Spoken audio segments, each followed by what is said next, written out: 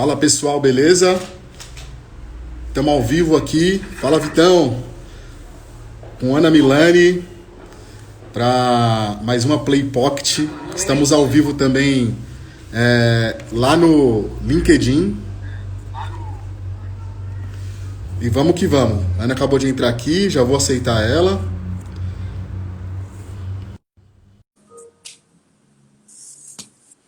Beleza, Vitão? Tamo junto. Olá, pessoal, boa noite. Boa noite. Só esperar o pessoal entrando aí, Ana. Tá bom, vou ajustando a minha câmera aqui também. Show. Está testando também, pessoal, o ao vivo lá no LinkedIn. Ana, acho que seu som tá dando retorno. Pera aí.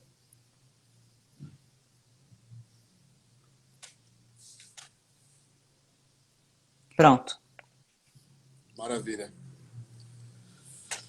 O pessoal tá falando que no LinkedIn tá sem som. Deixa eu dar uma olhada aqui. Como tá o som? Acho que tá normal lá.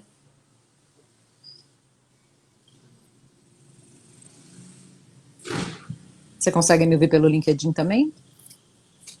Deixa eu entrar aqui para ver. Fala aí, Ana, alguma coisa. Opa. E aí, boa noite. Consigo. Beleza. Mas aí agora eu tô ouvindo o meu retorno agora. Isso aí. Bem, 2 minutinhos para começar. Vamos lá. Ana, primeiramente, muito obrigado por você ter aceitado o convite da Play Pocket, de estar aqui comigo nesse projeto tão sonhado e que eu consegui tirar do papel e agora está realizando, né? Já estamos na 14º episódio. Olha o Vini aí, ó. E aí, Vini, você é o próximo, hein? Sem medinho, hein? Boa noite, Mariana. Isso aí. Você é minha esposa, né? Sempre me acompanhando. Ô, Johnny, eu é que Oi. agradeço o seu convite. É um privilégio, é um prazer estar aqui. Olha o Gabriel Fraga aí, também entrando. Aí. Boa noite. Boa noite. Obrigada pelo seu convite e pela oportunidade de poder compartilhar um pouquinho o que a gente aprende nessa jornada profissional, né? Verdade, Ana, verdade. Bem, vamos lá então, né? Deixa eu pegar a mini bio aqui da Ana, para a gente poder apresentá-la. Vou pegar minha água enquanto isso. Beleza. Enfim, galera, muito obrigado a todos que estão ao vivo aqui com a gente, né? A gente está tanto aqui pelo Instagram como pelo LinkedIn, com Ana Milani, né? Ana, ela tem mais de 25 anos no mercado de tecnologia, formada em tecnologia da informação, MBA e gestão empresarial pela GV. Tem uma extensão na Universidade da Califórnia, né, de qualidade, né, na Universidade de Califórnia. E ela é mãe de três pessoas maravilhosas. 2 eu conheço, uma eu não conheço, é um pouquinho maiorzinha já. E 2 também são bem grandões, né? Apesar da pouca idade, mas são grandões aí. É verdade. Muito gente boa, a gente já teve experiência de estar junto. Ela adora cozinhar, apesar de eu nunca ter provado das delícias dela, mas Não sabe o que tá perdendo, hein? Isso aí. Gosta de mexer com plantinhas, né? Então, mexe com as plantinhas dela. E nos últimos 100 dias aí, né? Como a maioria da galera deve estar curtindo aí Netflix e muita pipoca. Então, essa é a Ana Milani, né? Tá com a gente aí, muita experiência, muito conhecimento na área de qualidade e vem compartilhar com a gente um tema muito legal hoje, que é qualidade ágil, né? Além dos testes. Então, vamos trocar uma ideia aqui do que é qualidade ágil e pensando além dos testes, né? Muita gente, quando fala de qualidade, só pensa no teste, né? O teste é quase o meio para o fim. Vamos pensar o que tem antes do teste, como que a gente pode se preparar realmente para ter uma qualidade ágil. Beleza? Ana, a Play Pocket agora é toda nossa, né? Mas você aí é a Obrigada. protagonista agora. E bora para nossa conversa, tá bom? Bora, cara, bora. Aqui o nosso objetivo de hoje é compartilhar um pouquinho de experiência, né? A jornada, muita relação. E eu acho que no mercado de tecnologia como um todo, né? É muito comum a gente falar de de agilidade, mas olhar só para o contexto de testes automatizados, né? Então, eu queria sair um pouquinho desse contexto, né? Porque se a gente pesquisar na internet o que significa qualidade, quais são os atributos de qualidade, a gente com certeza vai achar mais de 300 atributos para qualidade. E muitas vezes até é difícil da gente mensurar. Então, eu queria ir para a qualidade, que a gente falasse um pouquinho de qualidade ágil, mas um pouquinho além das fronteiras do teste, né? Principalmente em ambientes complexos. Então, assim, hoje acho que eu vou abordar 3 assuntos, tá? 3 tópicos. Um deles é dados, outro deles é built-in quality e o outro é continuous testing, tá? Dentro de dados, eu já posso, né, comentar até por experiência, né, que 40% do tempo que a gente usa para testar, a gente queima esse tempo buscando o melhor dado para testar, né? Então, a gente não precisa ter só um bom teste, mas eu preciso ter um bom dado para testar. Não existe um bom teste se eu não uso o melhor dado. E existem algumas possibilidades, né? Acho que a primeira coisa para a gente entender se a gente tem um bom dado para testar é entender o comportamento do nosso cliente, né? E existem algumas possibilidades da gente explorar o comportamento do cliente. Se a gente não está começando o nosso negócio do zero, a gente tem alguma informação em produção, né? Então, entender a jornada desse cliente, como é que os dados, eles trafegam e percorrem pela organização, né? Desde o primeiro contato, que pode ser através do onboarding, o segundo contato através de uma efetivação de um pedido, a permanência do relacionamento, né, com esse cliente, através de extratos, dele consultar a sua situação, o seu tempo de vida de relacionamento com a organização, eventualmente consultar os pontos que ele tem na vida, né, com esse relacionamento. Então, assim, entender como é que esses dados flutuam dentro da organização, desde o primeiro contato com o cliente até, né, o tempo de vida útil que esse cliente, toda essa jornada que ele percorre. Acho que esse é um primeiro ponto para a gente entender se a gente tem um bom dado para fazer os testes ou não, né? Uma outra possibilidade da gente conseguir um bom dado para testar, nas empresas que têm isso desenvolvido, a gente usa o Big Data, né?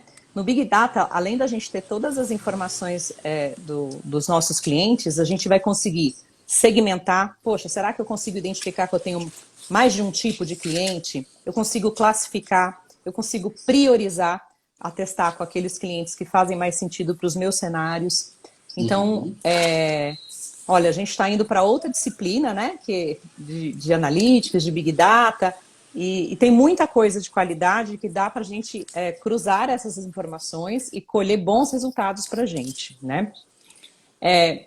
Vamos olhar no contexto de uma empresa que não tem um Big Data. Cara, deve ter um DBA e deve ter um administrador de dados da sua empresa. Eu tenho certeza que se você conversar com ele, ele vai ter ótimas histórias para te contar, né? Então, assim, olhar para os dados, independente da maturidade da empresa, olhar para os dados, olhar para o comportamento do cliente, mas e muito além da aplicação, olhar o comportamento dos dados na sua organização, olhar o seu ciclo de negócio, onde começa o relacionamento, onde permeia, né?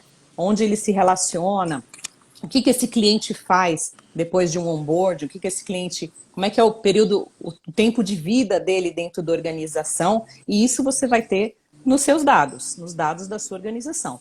É claro, a gente tem uma série de questões aí que a gente deve tomar cuidado, LGPD, segurança de informação, né? Mas a fonte da informação para você ter o melhor dado para testar está lá. Está lá. E eu acho que tão importante quanto automatizar os dados é automatizar a geração dessas informações, a geração dos dados que vão estimular os nossos testes, né? Uma vez eu acessando as bases de dados, sabendo o que é relevante para a gente testar, aí cabe uma decisão, se eu vou fazer essa geração sintética, se eu vou usar abordagens de redução e descaracterização, que também é uma abordagem possível, tomando todos os cuidados com segurança. Bom, se a sua aplicação é standalone, ela é uma aplicação de ponta, acho que só até aqui você já tem um bom caminho para percorrer em relação a dados, né? Mas se sua aplicação integra com várias outras, pensar também nos dados no que tange ao fluxo end-to-end, né? Ah, sua aplicação é o meio, a sua aplicação é o começo, ela é a ponta, né? Se geralmente ela é a ponta, às vezes você tem que esperar trafegar. Todas essas informações, desde que o dado nasce, que é processado e depois disponibilizar na ponta. O que eu estou falando de uma aplicação de ponta? Um site, onde você vai ver um seu extrato, é aplicação de ponta. Antes do dado chegar lá, ele foi processado por uma série de outras aplicações. Aplicação de borda, né? Chamado, né? Aplicação de borda, exatamente. Isso. Então, assim, se a sua aplicação... é importante você entender aonde está a sua aplicação e você levar em consideração usar pelo menos um fluxo end-to-end desses dados, percorrendo desde o início até o fim, né?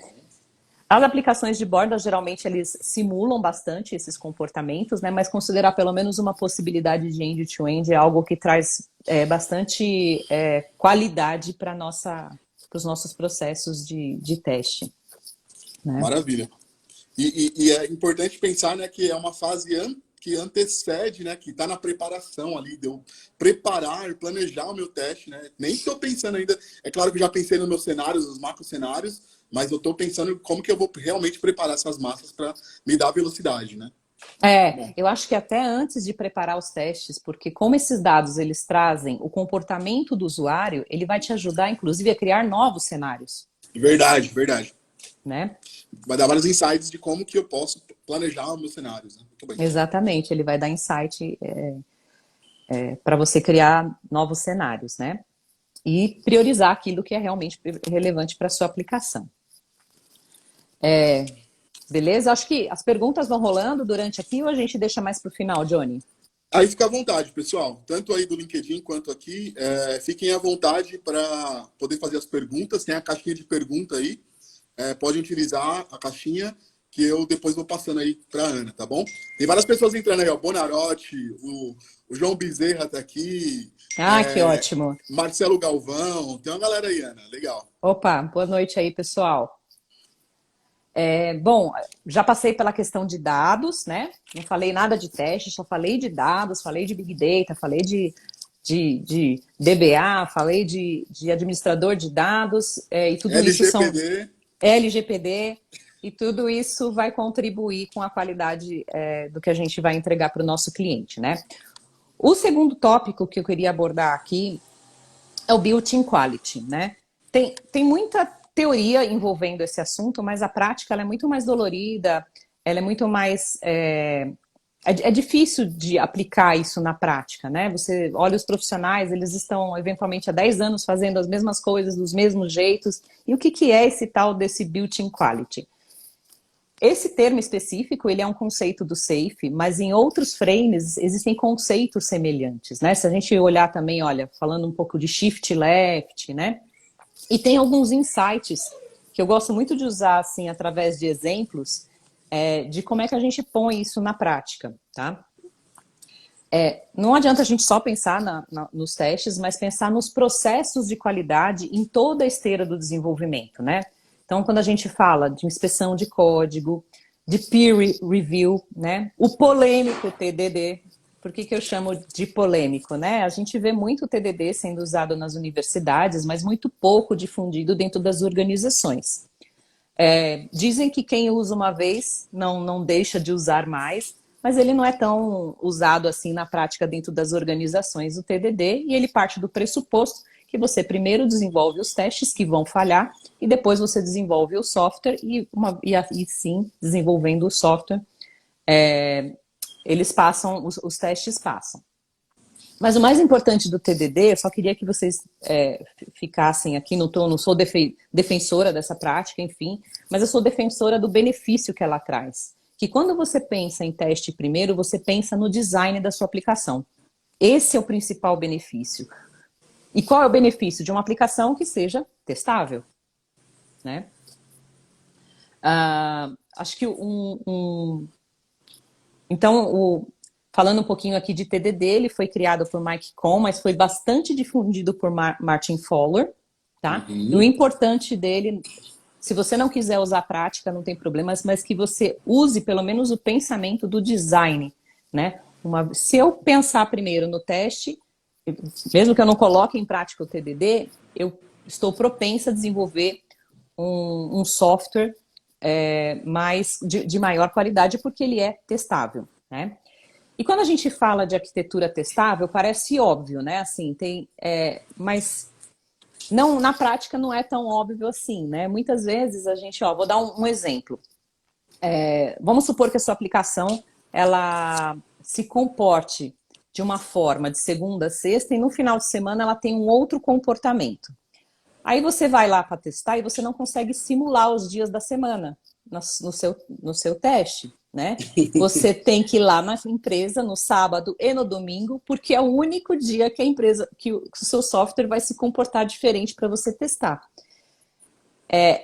Outras coisas, olha, que mais? Aplicações que não funcionam diferente do final de semana, ou em períodos específicos, período de alta, né? Por exemplo, se sua aplicação vende muito meio-dia, provavelmente o iFood na hora do almoço funciona diferente das outras horas do dia. Uhum. É improvável a gente pensar que eu tenho que esperar das 11 às 2 da tarde para fazer o teste de um software. Então, assim, eu tenho que pensar numa arquitetura testável de forma que isso seja parametrizável e eu consiga fazer isso várias vezes num dia, que eu não esteja limitada a um horário ou a um calendário real, né? Quando a gente pensa muito em arquitetura testável, acho que é importante. Arquiteturas de aplicações que dependem de batch, né? Se esse batch eu só puder rodar uma vez por dia, eu estou presa. Ela não é uma aplicação testável. Eu tenho que poder exercitar isso várias vezes no meu dia, né? Senão, teste, óbvio, né? Teste vai ser sempre o caminho crítico, se a gente não pensar em arquiteturas testáveis, Uhum. tá? Um outro ponto do Built-in Quality que eu acho que é importante ressaltar são arquiteturas tolerantes a falhas, né? Quando a gente pensa, também parece óbvio, né? Mas na prática a gente vê que não é tão óbvio assim. Por quê? A gente vê muito, né, o desafio de desenvolver MVP e muitas vezes a gente não pensa que os pontos de integração são pontos de vulnerabilidade e pontos suscetíveis à falha. Eu vou desenvolver a minha aplicação pensando que a outra com a qual eu vou me integrar, ela vai estar online o tempo todo? Você pode até partir do pressuposto que sim, mas vai acontecer de um dia dela não estar online o tempo todo. Né? Ou dela ter um comportamento não esperado. E quando ela tem esse comportamento não esperado, o que acontece com a sua aplicação? Ela começa a tomar código de erro que eu não consigo tratar, né? E isso acaba eventualmente degradando a performance. Ela recebe uma resposta que ela não consegue processar, aquilo fica muito tempo em memória de máquina. Estou supondo aqui um comportamento, tá? Ela vai degradar a performance, vai atrapalhar as outras requisições que chegam, e aí você fala assim, você vai lá durante o troubleshooting, você não consegue resolver e de repente passa a funcionar, não tenho nada. Poxa, mas... O que aconteceu, né? O que aconteceu, né? O outro lado passou a funcionar, a minha outra aplicação passou a funcionar e eu não precisei fazer nada na minha aplicação. Mas o ideal é que você preveja dentro da sua arquitetura a tolerância a falhas, né? Você preveja comportamentos inesperados, principalmente nos pontos de integração com outros contextos, que pode estar dentro da sua empresa mesmo, quando você conversa com outras aplicações, mas pode estar fora também, né? O mundo está muito conectado. Pensando um pouquinho de arquitetura tolerante a falhas, a gente pode ir desde a simplicidade de trabalhar com mensagens mais inteligíveis para o nosso usuário, do tipo, tente mais, olha, a gente não está disponível agora, tente mais tarde, né? Isso não vai resolver o problema, mas pelo menos vai dar não vai dar um erro vai 400. Dar um alento, né? Vai dar um Na alento. cara. O ruim é dar um erro 400, né? Ou simplesmente crashar a aplicação e o usuário não saber o que fazer, ele vai tentar de novo, né? Provavelmente ele vai tentar de novo antes de ligar para um call center aí para fazer uma reclamação. Ou até mesmo, né? Você pode trabalhar bem as mensagens para o seu usuário, ou até mesmo trabalhar com arquiteturas mais assíncronas, se o seu negócio assim permitir. Aquela requisição não foi tratada naquele momento, eu guardo, eu aviso o usuário que eu vou processar aquilo lá mais tarde. A hora que o serviço voltar disponível, eu retomo aquilo de forma automática e eventualmente mando um push de mensagem para o meu usuário e falo, sua requisição foi processada, pode voltar a continuar usando os nossos aplicativos. São só exemplos hipotéticos, mas assim, são exemplos reais que a gente vê que tem... E eu não estou falando de teste, eu estou falando de arquitetura de aplicação. Uhum. Até, Ana, o que é legal fazer, né, que eu já vivi de arquitetura, a gente armazenar numa fila, né, e ela ficar retentando ali, fazer várias retentativas e ter uma configuração de retentativa antes de dar uma mensagem para o cliente, até às vezes pode ser uma intermitência no ambiente. Então, faço 3 retentativas e seguro o cliente. Caso não deu certo, aí sim eu emito a mensagem para ele e falo, olha, pode seguir. Eu vou fazer meu trabalho aqui e depois eu te aviso quando der certo, né? Então, tem Pode essas ser estratégias também. também. Uhum. Mas muitas vezes, quando a gente às vezes trabalha em MVP e não pensa muito na escalabilidade desses produtos, né? E essas Uhum. coisas acabam ficando de lado e acabam trazendo um ônus para o time, né? Vou falar, como a gente está falando de contextos ágeis, né? Para os squads, a gente acaba trazendo um ônus desse time de avaliar coisa que ele não precisaria avaliar. E ele fica gastando o tempo dele em fazendo troubleshooting e o problema às vezes não está nem dentro do contexto da aplicação dele, né? Uhum. Enfim, então eu passei aqui, Building Quality, só resgatando. Passei aqui na questão Do TDD, do, do polêmico TDD. do polêmico TDD, mas o importante do TDD é quando você pensa no design da aplicação, Uhum. inspeção de código, peer review, arquitetura testável e tolerância à falha. Não falei de teste, Isso. hein? Ainda não. Não falei de teste, nem quero falar muito de teste hoje, não. É além Porque dos testes, né, Ana? é além, Isso qualidade aí. além dos testes.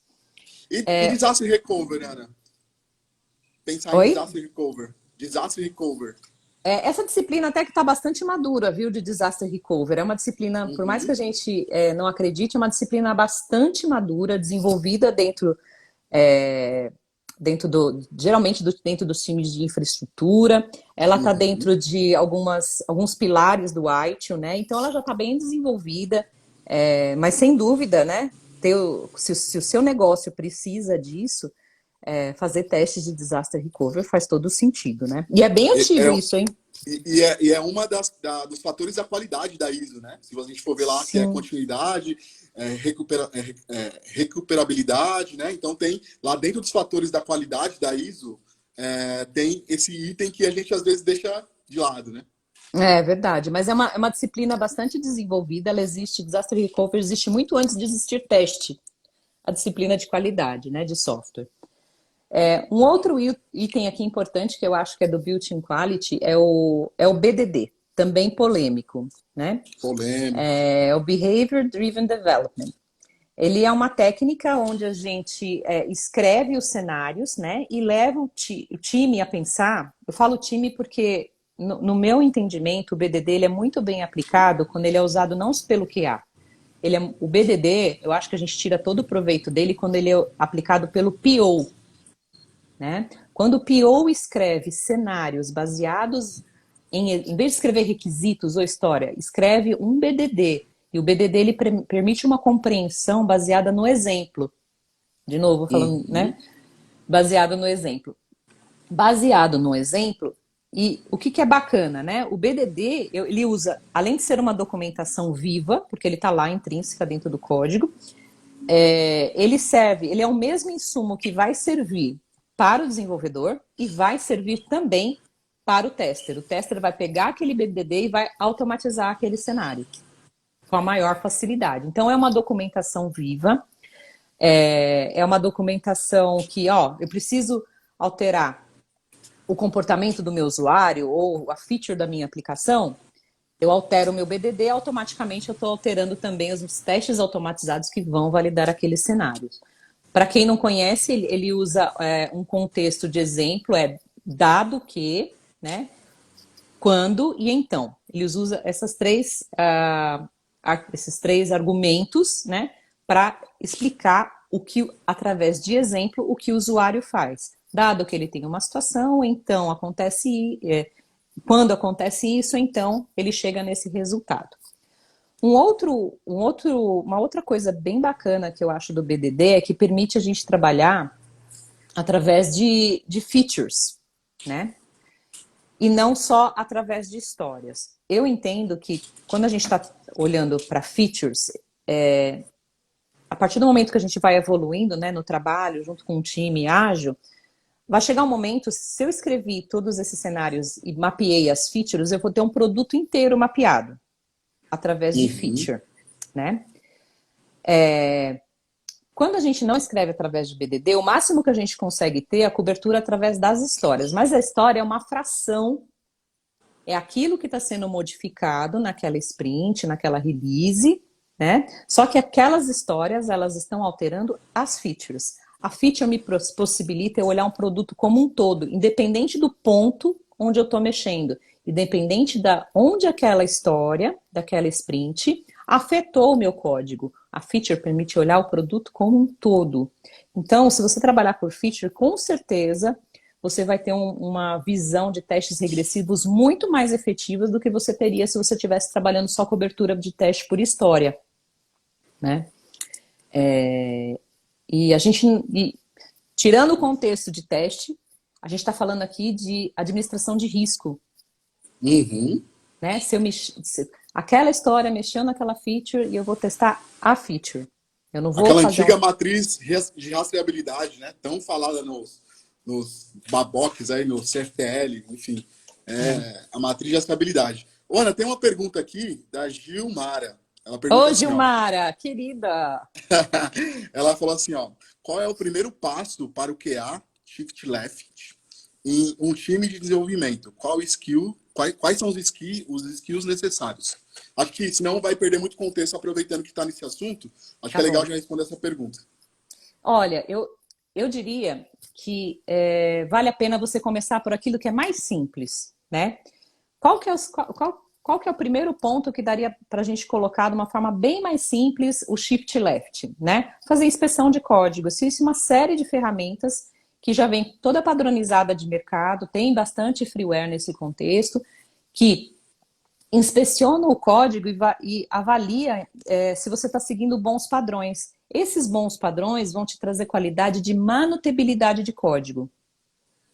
Tem uma coisa que eu aprendi lá, aprendi, uma das primeiras coisas que eu aprendi de qualidade é que quanto mais if encadeado a gente faz, mais suscetível a falha o nosso código tá. Por exemplo, tem um encadeamento de 3 ifs, eu vou mexer no if do meio, né? Eu vou ter que testar uma possibilidade muito grande de condições para que eu consiga validar aquilo. Então, se eu uso estruturas muito complexas de escrita de código, ele dificulta a manutenção, dificulta o teste e dificulta você validar também. Então, assim, eu daria como conselho, ó, começa por coisas simples, né? Shift left, uma boa inspeção de código baseado em padrões de mercado já traz muito insight para o time, né? Já traz boas práticas de escrita de código, permite com que o time tenha um feedback constante daquilo. Na hora que ele está escrevendo o código, ele consegue ver se aquilo permite uma boa manutabilidade ou não. E manutabilidade é critério de qualidade. Não é teste, mas é critério de qualidade. Show. Respondido, Gilmara. Respondida, Gilmara.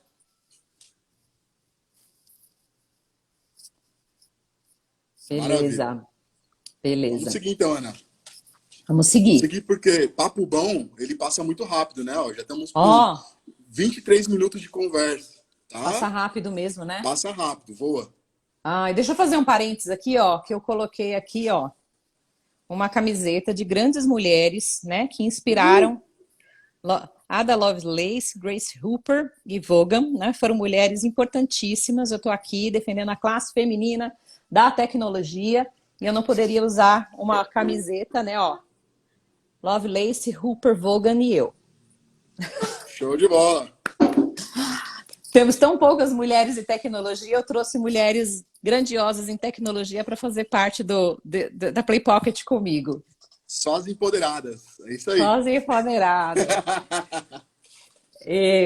Bom, o último tópico que eu ia comentar é sobre continuous testing, mas o meu objetivo é muito mais aqui falar do continuous do que do testing, porque do testing, acho que muita gente já sabe, vocês já viram isso em muitos lugares, né? Mas falar um pouquinho assim de pipelines automatizadas. Faz parte, sim, de questões de qualidade, a gente ter processos de qualidade, né?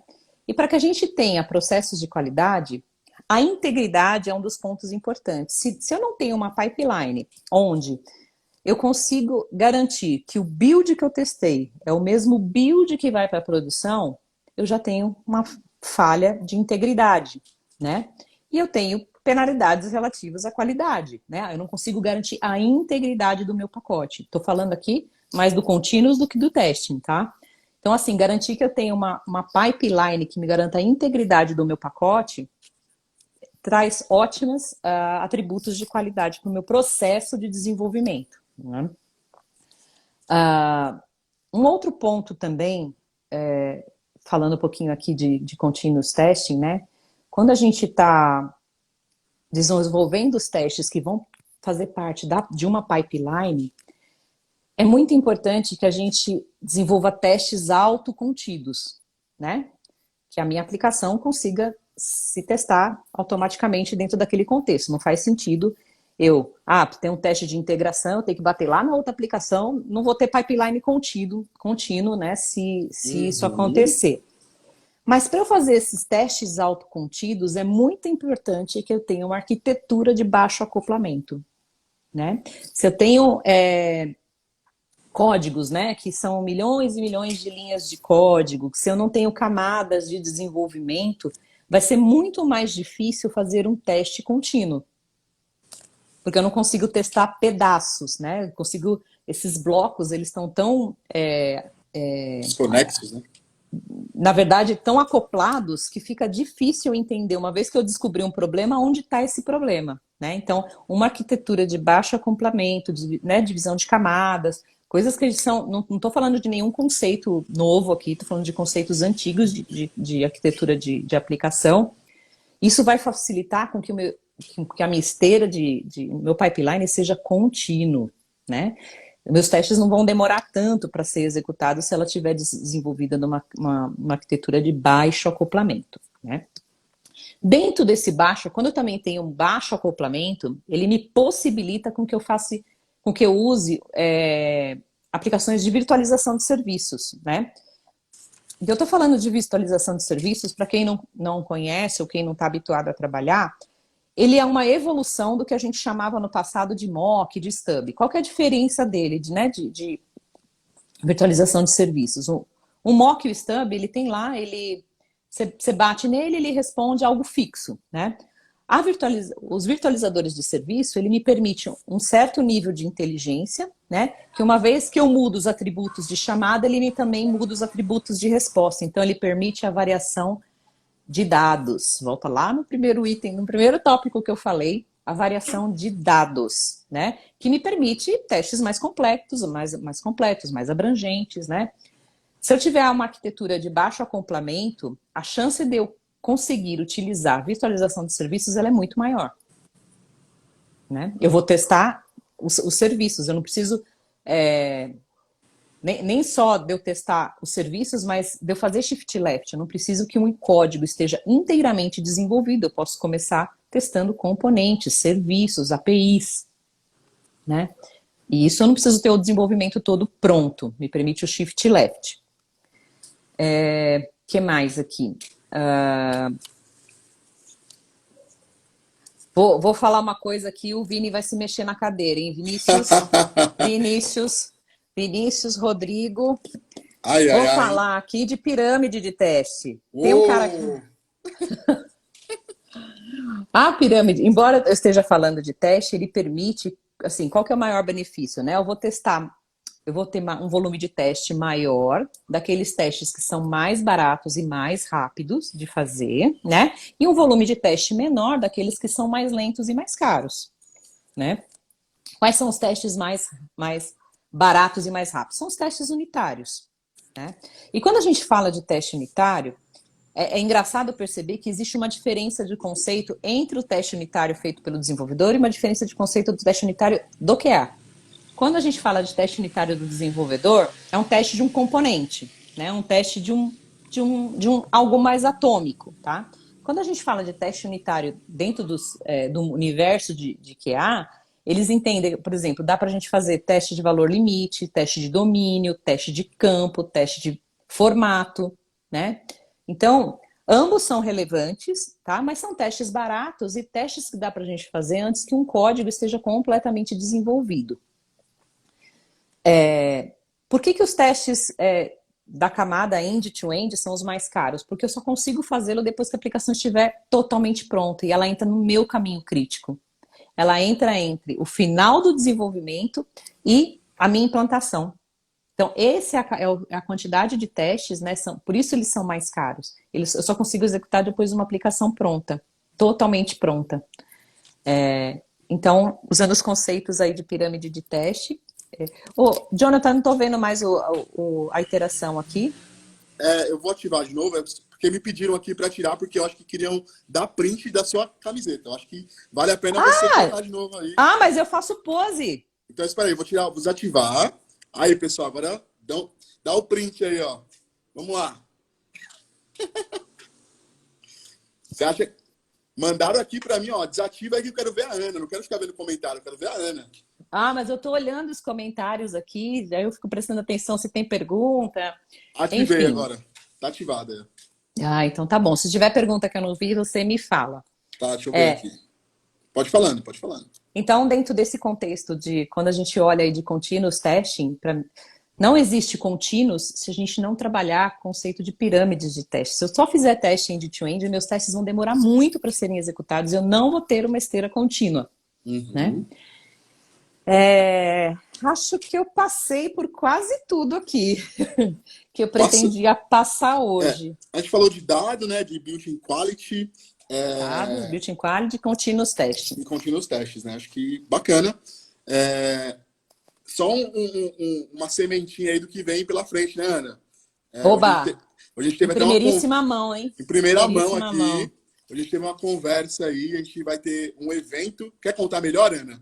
Conta aí pro pessoal. Sim, conto. Em primeiríssima mão, a gente vai ter um evento promovido um evento de tecnologia promovido pela Cielo. E o nome desse evento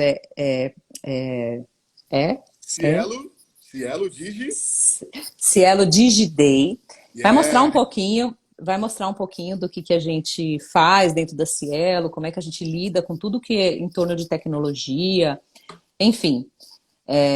Acho que a gente faz muita coisa legal lá dentro da Cielo. Hoje eu trabalho na Cielo, faço bastante coisa legal. Acho que seria uma perda a gente não compartilhar isso com pessoas, né, com o mercado de forma geral. Fica aí, né? Fiquem atentos às redes sociais que a gente vai tanto eu quanto o Jonathan estaremos lá. Isso aí. A gente vai divulgar. Fiquem atentos. Em breve a gente vai lançar a data aí, o Save Today, para que todo mundo possa... Vai ser aberto, né? A galera vai conseguir participar, interagir com a gente. E vai ser fantástico, né? Como está sendo aqui, lá vai ser bem melhor. Vamos ter tanto profissionais da Cielo como parceiros, né? Vão estar lá com a gente também. E vai ser muito bom. Então, fiquem atentos aí nas nossas redes sociais. Tudo para compartilhar. Tudo para compartilhar a experiência, né? Isso aí. Vamos compartilhar muita experiência boa. Beleza? Ana, como eu falei, né? Conversa boa, ela passa rápido, 32 minutos. E aí, para que a gente... possa cumprir com o propósito do Pocket, né? Porque se é Agile é Pocket, é para ser realmente só o assunto mesmo, né? Porque hoje lives tem um monte de live aí que fica horas e horas, mas o objetivo aqui, né, do meu propósito é realmente ser tiro curto, mas que gere muita informação. E só para te dar um feedback, você deve estar vendo aí já, né? O pessoal falando, ó, papo sensacional, conversa... Teve um aqui que eu achei bem legal que falou, elogiando as mulheradas aí da TI, né? Excelente papo, muito bom mesmo. O pessoal elogiando bastante aí o conteúdo que você trouxe. Muito obrigado pelo tempo cedido. Está aberto aí, caso você tenha outros temas, a gente pode marcar a agenda e fechar a agenda e conversar. E é isso, né? Se alguém tiver alguma pergunta, pessoal, acho que aproveite agora, né? Não é todo dia que a gente tem a Ana Milani aqui disponível para a gente poder conversar, né? Então agora é a hora, hein? Ai, tô vendo os comentários. Ai, que delícia. Gostoso, muito bom, viu? Né? É muito bom, muito bom, muito bom. Se alguém tiver algum comentário, aproveita, tá? Pra gente poder falar aqui com a Ana.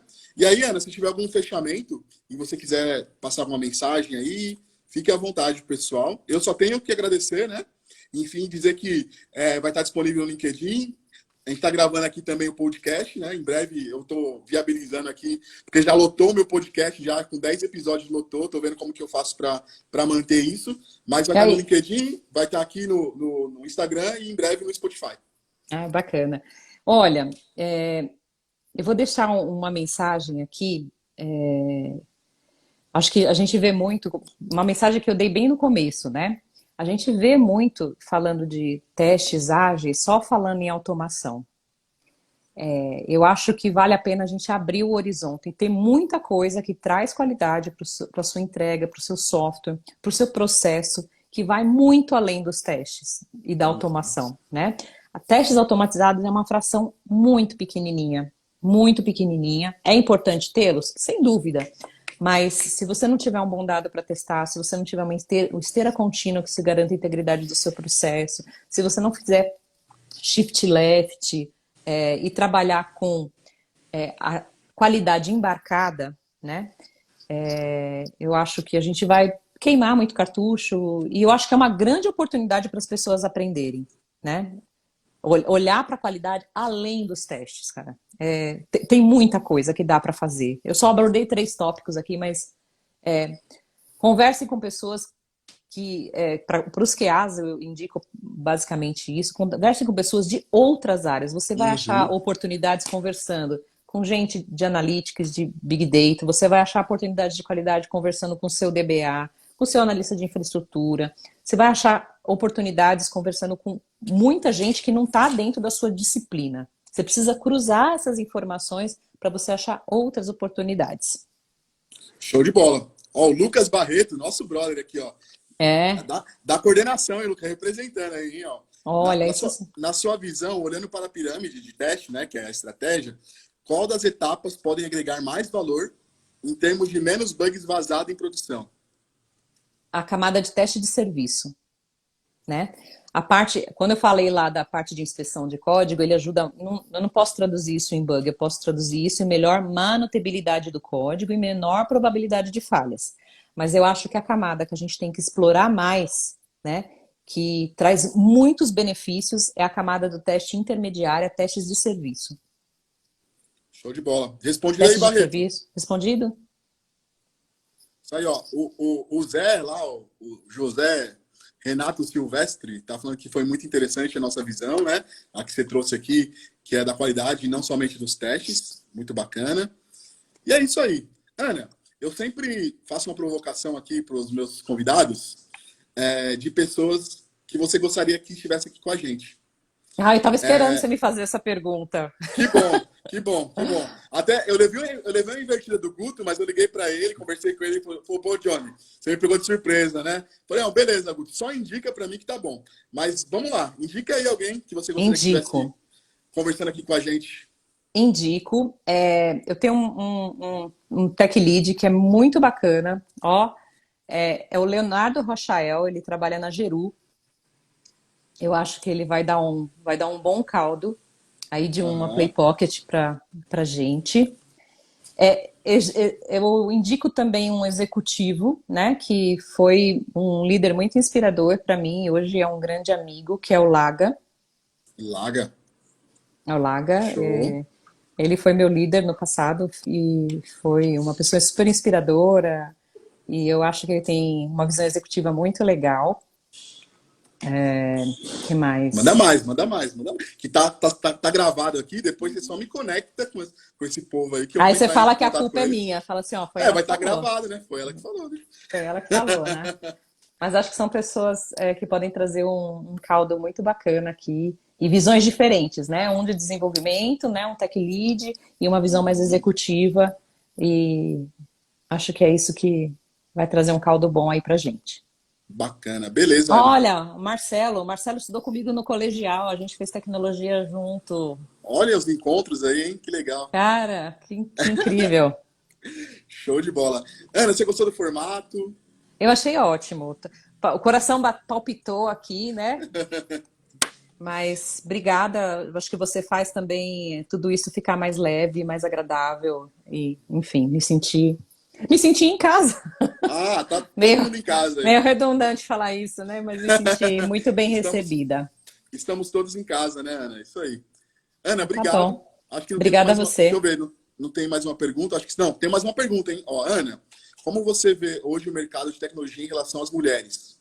Ainda vê muitos preconceitos? Olha, tá tomando outras proporções aí, mas vale a pena essa pergunta, hein, Ana?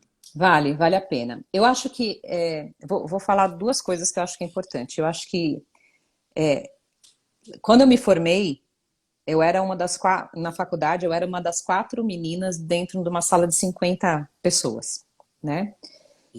Isso me fez perguntar se eu estava no lugar certo. Muitas vezes. Eu fiquei, meu Deus, o que que eu fiz, né? Perdi aqui 4 anos de faculdade e, tipo, não tem uma mulher aqui. É um cenário opressor. Meninas, não desistam. Não desistam. Quando a gente vai para o mundo corporativo, o funil é ainda maior. Eu posso me dizer de uma privilegiada que eu sou uma das poucas mulheres gestora dentro de tecnologia, né? Uhum. O funil é ainda maior. Eu acho que tem uma jornada grande, né? Eu acho importante a gente, como mulher, incentivar outras mulheres, porque não só outras mulheres, acho que é importante a gente incentivar a diversidade, Isso aí. né? Não é tão simples, né? Porque assim, como elas não entram como elas acabam muitas vezes tendo uma evasão muito grande na faculdade, a hora que você recebe currículo para contratar das mulheres é super pouco. Enfim, eu não estou falando de privilégios, estou falando aqui de equidade. E eu acho que a gente, como mulher, a gente se torna responsável por esse universo. Se tem ou não tem preconceito, eu diria para a gente tomar cuidado com o preconceito estrutural que muitas vezes a gente tem dentro da nossa cabeça, né? Porque nas corporações a gente está falando de um lugar onde as pessoas têm estudo. Então, assim, isso não existe tão de forma explícita. Se existe, é mais velado, né? Mas é muito importante a gente se preocupar com o preconceito que existe aqui dentro, né? Que faz com que as mulheres, faz com que você se sinta eu não sou merecedora disso, eu não sou capaz, eu não sou competente o bastante. Eu acho que é isso que a gente precisa pensar. É no estrutural e muitas vezes está dentro da nossa própria cabeça. E por incrível que pareça, Johnny, quando eu tive um comportamento de preconceito em relação a mim, vou te contar uma história. Uhum.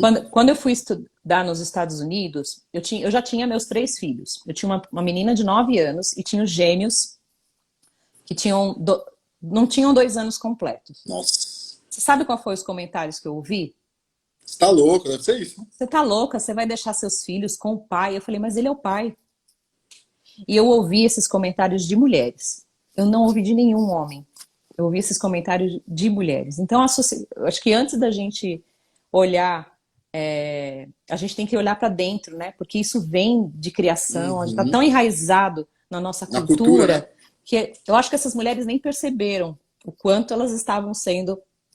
Ninguém faz isso para sacanear ninguém, mas é tão estrutural e é tão enraizado na nossa cultura que às vezes você não Nem percebe. percebe. Isso aí. E acredite, eu comecei a me sentir culpada.